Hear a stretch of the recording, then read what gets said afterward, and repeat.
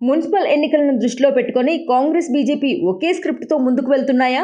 6 గ్యారంటీల అమలు వైఫల్యం, నైని బొగ్గు స్కామ్, రైతు బంధు నిలిపివేత, కేంద్ర బడ్జెట్లో తెలంగాణకు జరిగిన అన్యాయం వంటి అసలు ప్రశ్నలను తప్పించుకునేందుకు ఫోన్ ట్యాపింగ్ అంశాన్ని రాజకీయ ఆయుధంగా మార్చారు అంటూ ఆధారాలు లేకున్నా ఆరోపణలు, ఎల్లో మీడియా ఫేక్ కథనాలు ప్రజలను గందరగోళంలో పెట్టే ప్రయత్నం అంటూ ఇది రాజకీయ నాటకమా లేక ప్లాన్ చేసిన డైవర్షనా అంటూ కొందరు విమర్శిస్తున్నారు.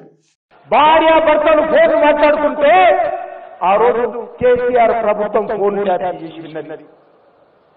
ఆ రోజు సినిమా హీరోయిన్స్ ఎవరితో మాట్లాడుతున్నారో ఫోన్ ట్యాపింగ్ చేసి విన్నారు వాళ్ళు.